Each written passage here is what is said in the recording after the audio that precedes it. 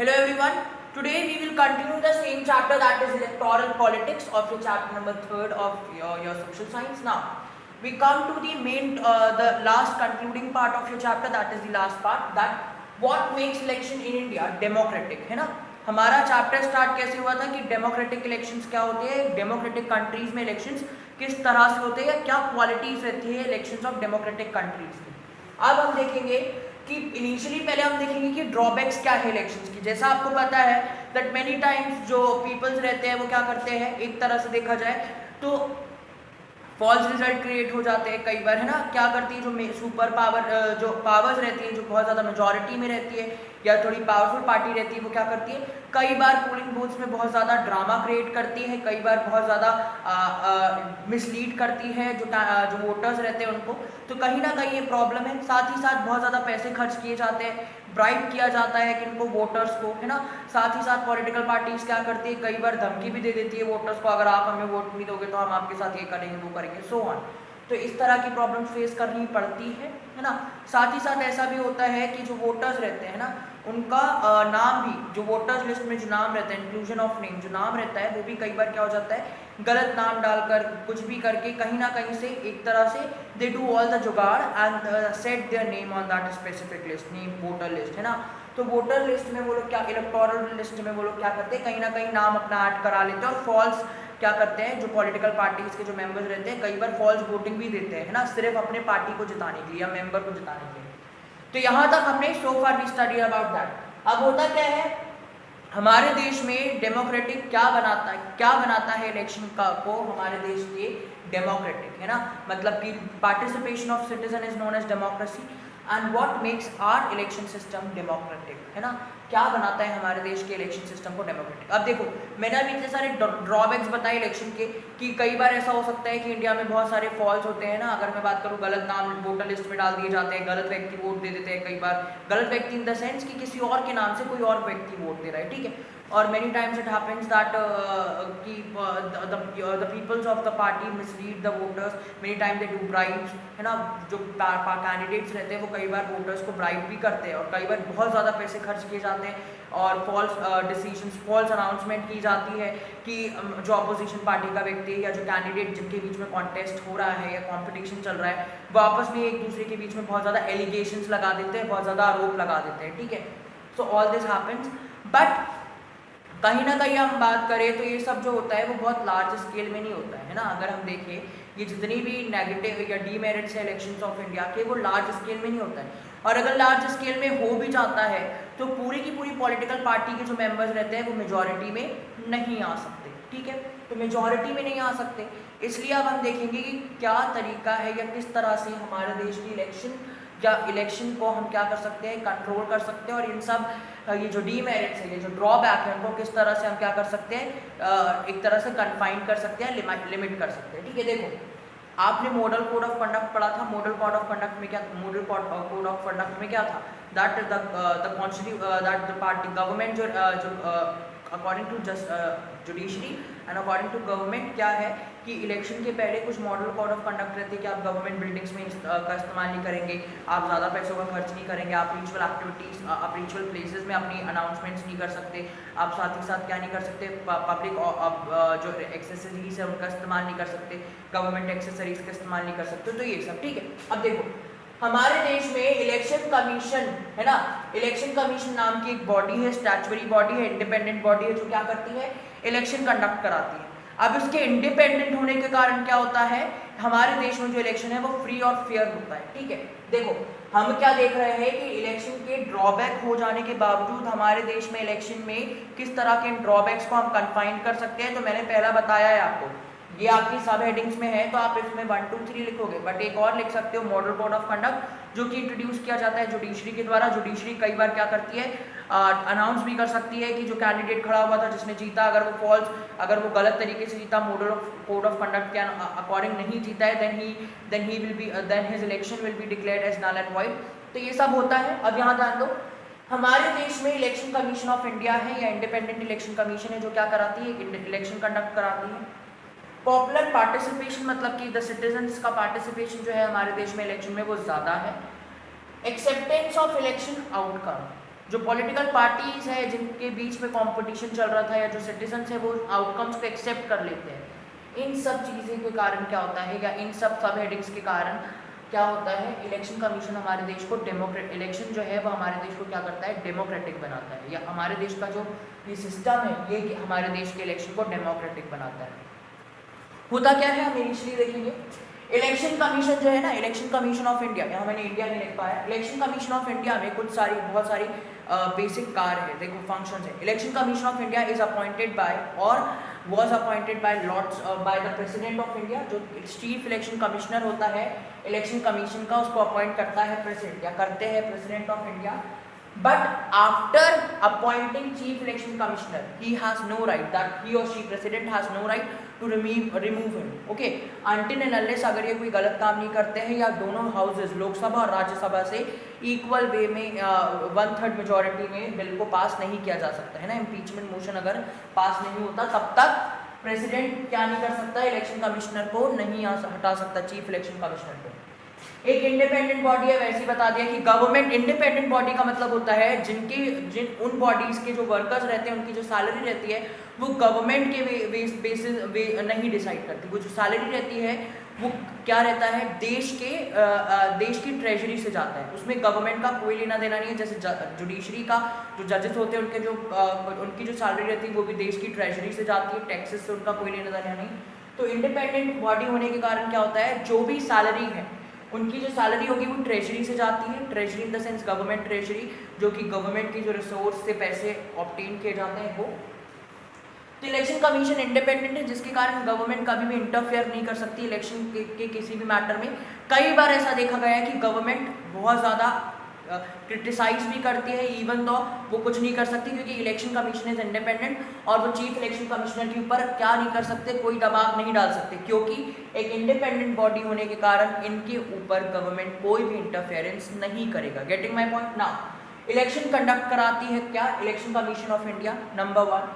अब कंडक्ट कराने के कई सारे तरीके हैं ना, बहुत सारे स्टेजेस है।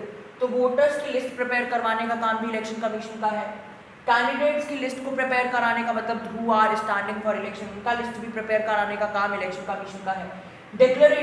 डिक्लेयरिंग ऑफ डेट कि किस दिन नॉमिनेशन फॉर्म फिल किए जाएंगे, कब वोट पोलिंग होगा और कब इलेक्शन डिक्लेयर किए जाएंगे, ये रिजल्ट डिक्लेयर किए जाएंगे, तो ये सब भी डिक्लेयर करता है election commission. After that polling, election जब होते हैं एग्जैक्ट वोटिंग डे या इलेक्शन डे, उस दिन जो गवर्नमेंट ऑफिसर्स रहते हैं, जितने भी गवर्नमेंट ऑफिसर्स, वो सरकार के अंडर में काम नहीं करते, वो जितने भी काम करेंगे वो इलेक्शन कमीशन के अंडर पर रहकर काम करेंगे, ठीक है। इसलिए जब वो पोलिंग बूथ में बैठते हैं जो गवर्नमेंट ऑफिसर्स, वो क्या करते हैं, वो गवर्नमेंट के बिहाफ में नहीं बैठते हैं, वो किसके बिहाफ में बैठते हैं, इलेक्शन कमीशन ऑफ इंडिया और चीफ इलेक्शन कमिश्नर के अंडर में। Getting my point. रिजल्ट का डिक्लेरेशन भी कौन कराता है, इलेक्शन कमीशन। अब देखो क्या होता है, अगर मैं बात करूँ स्टेट लेवल में भी चीफ इलेक्शन कमीशन होती है, स्टेट इलेक्शन कमीशन कहा जाता है, वहाँ अपॉइंटमेंट गवर्नर करते हैं, ठीक है। अपॉइंटमेंट जो रहता है वो भी प्रेसिडेंट के ही थ्रू होता है, पहली बात। देन आफ्टर क्या होता है, अलग अलग डिस्ट्रिक्ट में, स्टेट के अलग अलग डिस्ट्रिक्ट में कलेक्टर्स होते हैं कलेक्टर्स होते हैं और कुछ इलेक्शन ऑफिसर्स रहते हैं। वो इलेक्शन ऑफिसर्स जो रहते हैं वो क्या करते हैं, कंडक्ट कराते हैं पूरा का पूरा इलेक्शन डिस्ट्रिक्ट में, और स्टेट में स्टेट इलेक्शन कमीशन और सेंट्रल में central election commission of India या election commission of India. The chief election commissioner is appointed by this. तो होता क्या है, जो इलेक्शन कमीशन है उसके कारण क्या होता है, उसकी इंडिपेंडेंसी होने के कारण गवर्नमेंट एनफोर्स नहीं कर सकती किसी भी व्यक्ति को, या गवर्नमेंट एनफोर्स नहीं कर सकती, या गवर्नमेंट कुछ भी इंटरफेयर नहीं कर सकती। जो रूलिंग पार्टी होगी या जो पावर में होगी इलेक्शन के पहले, है ना, इलेक्शन होने के डेट के पहले या इलेक्शन डेट के डिक्लेरेशन के बाद भी जो रूलिंग पार्टी है वो कुछ भी इंटरफेरेंस नहीं कर सकती इलेक्शन कमीशन के काम में, जिसके कारण क्या होता है, कई बार रूलिंग पार्टी हार जाती है। अगर मैं बात करूं, बीजेपी की 2 साल सरकार जीती है ना, कंटिन्यूसली 5 ईयर इलेक्शन के में जीती है। आफ्टर दैट अगर मैं बात करूं, अब जो इलेक्शंस होंगे नेक्स्ट 5 ईयर के बाद, उसमें बीजेपी हार भी सकती है, जीत भी सकती है।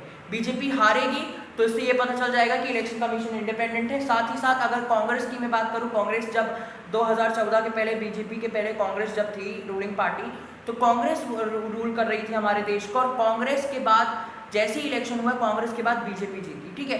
तो कई बार ऐसा भी देखा जाता है कि इलेक्शन कमीशन के इंडिपेंडेंट होने के कारण क्या होता है, रूलिंग पार्टीज चेंज होती है, जिसके कारण हमारे पास क्या होते हैं, ज़्यादा ऑप्शंस होते हैं जो हमारे देश के लिए क्या कर सकते हैं, काम कर सकते हैं।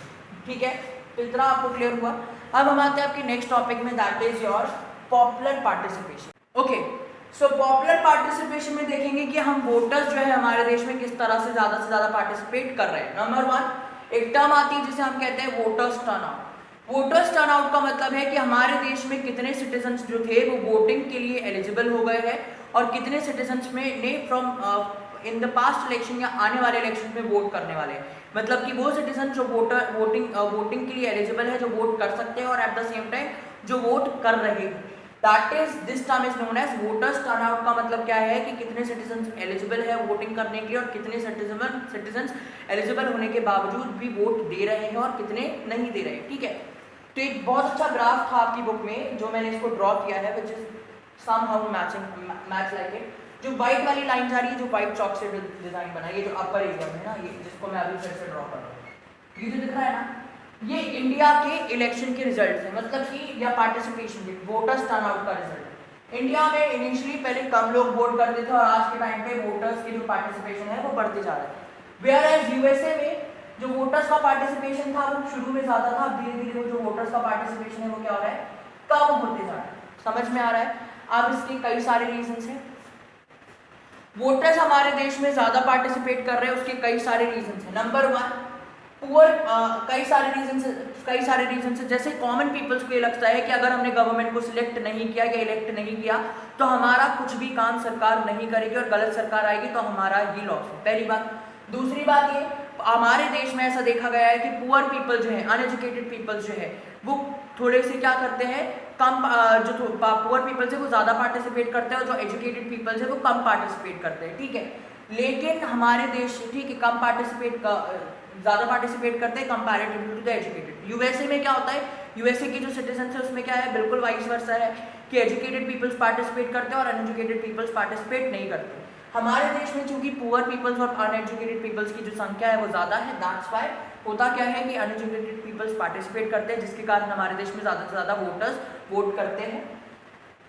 यूथ पार्टिसिपेशन, देखो आप लोगों, ये बहुत अच्छा ट्रेंड चला है कॉलेज वगैरह में। क्या होता है, लोग ना अलग अलग, एक तरह से देखा जाए तो यूथ गवर्नमेंट्स में ज्वाइन होते हैं ना। अगर मैं बात करूँ यूथ पार्टीज में ज्वाइन होते हैं, जैसे अगर मैं बात करता हूँ कॉलेजेस में जो अलग अलग पार्टीज के बीच में इलेक्शंस होते हैं ना, जब कॉलेज की भी गवर्नमेंट फॉर्म होती है, कॉलेज में भी क्या होते हैं, इलेक्शंस होते हैं प्रेसिडेंट के लिए, कॉलेज प्रेसिडेंट के लिए।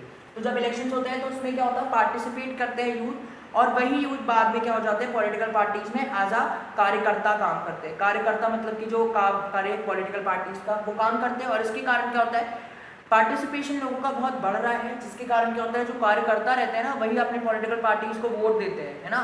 तो ऑलमोस्ट अगर मैं बात करूं कि आपको 10 में से 6 लोग जो होंगे वो कार्यकर्ता ही मिलेंगे जो पॉलिटिकल पार्टी के लिए वोट दे रहे होंगे, है ना। तो ये याद रखिएगा कि जो यूथ पार्टिसिपेशन है वो बढ़ रहा है, जिसके कारण हमारे देश में जो पार्टिसिपेशन है वो ज़्यादा हो रहा है। और ज़्यादा पार्टिसिपेशन के कारण क्या होता है, यूथ जो है वो जानते हैं, एजुकेटेड पीपल्स, है ना। आज के टाइम पे ट्रेंड थोड़ा और चेंज हो गया है, पुअर पीपल्स, अनएजुकेटेड पीपल्स और मिडिल क्लास पीपल ज़्यादा पार्टिसिपेट करते हैं, क्योंकि उनको ये पता है अगर हम आज पार्टिसिपेट नहीं करेंगे इलेक्शन में तो गलत सरकार फॉर्म होगी। ठीक है ना।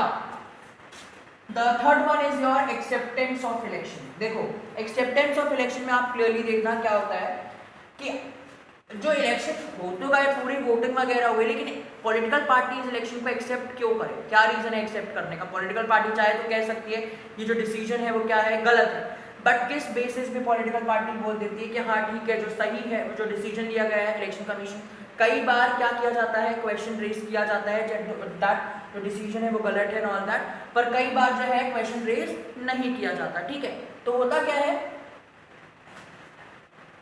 फॉर एग्जाम्पल अगर मैं बात करूँ रूलिंग पार्टी, नंबर 1 पॉइंट जो है एक्सेप्टेंस ऑफ इलेक्शन में, रूलिंग पार्टी के कई बार हमारे देश में ऐसा देखा गया है कि रूलिंग पार्टी क्या करती है, लॉस कर देती है इलेक्शन, और ऐसा हमने कई बार देखा है, हर बार होता है। जैसे अभी हम मध्य प्रदेश की सरकार में, है ना, क्या हुआ था, पहले कांग्रेस बीजेपी थी, बीजेपी के बाद कांग्रेस आ गई, हाँ थोड़ा बहुत जो है हेर फेर करके वापस बीजेपी पावर में आ गई। ठीक है, कांग्रेस बीजेपी थी, बीजेपी से कांग्रेस आई, बाद में फिर by election and all that हुआ तो शिवराज सिंह चौहान जी की सरकार आ गई, वो हेरफेर हुआ। अब जो अगले 5 साल बाद इलेक्शन होंगे, अगर कुछ भी सिचुएशन क्रिएट होती है तो ये क्लियर है कि कांग्रेस वापस पावर में आ जाएगी, क्योंकि ये क्लियर दिख रहा है, sorry it's not my perspective is not that. तो ये जो रूलिंग पार्टी है, ऐसा देखा जाता है कि रूलिंग पार्टी जो है वो इलेक्शन क्या कर देती है, लूज कर देती है, ठीक है। तो I am sharing my just perspective कि जो कांग्रेस है वो अगर मैं बात करूँ, दो रूलिंग पार्टीज हैं तो हमें क्लियरली दिख रहा है कि कौन गलत है कौन सही है। अब जो सही है ना उसकी तरफ हम ज़्यादा वोट देंगे, और ये व्यक्ति जो है देश के सिटीजन है वो इस बात को बहुत अच्छे से जानते हैं कि कौन सा व्यक्ति क्रिमिनल कनेक्शन वाला है और कौन सा व्यक्ति सही बोल रहा है और कौन सा व्यक्ति जो है वो सही काम कर रहा है। और अगर ये सही काम नहीं भी करेगा तो इसको पावर में आने के बाद काम करना पड़ेगा, नहीं तो इसकी सरकार गिर जाएगी, ठीक है ना। पीपल्स वर्डिक्ट, जो पॉलिटिकल पार्टीज रहती है वो डिसीजन को एक्सेप्ट करती है as a people verdict. People verdict का मतलब होता है कि ये जो डिसीजन लिया गया है या जो अनाउंसमेंट हुआ है रिजल्ट के, वो व्यक्तियों का है, ठीक है। मतलब कि जनता का डिसीजन है, जनता ने हमें चुना है या जनता ने हमें नहीं चुना है। तो अल्टीमेटली पॉलिटिकल पार्टी डिसाइड करती है, पॉलिटिकल पार्टी एक्सेप्ट कर लेती है कि भैया जो भी डिसीजन लिया गया है, कुछ नहीं करती है, कुछ कर लेती है, वो बोल देती है कि भैया ठीक है जो जनता ने डिसाइड करा है दैट इज अल्टीमेट रिजल्ट, और वो एक्सेप्ट करती है। So this makes the system of election in India as a democratic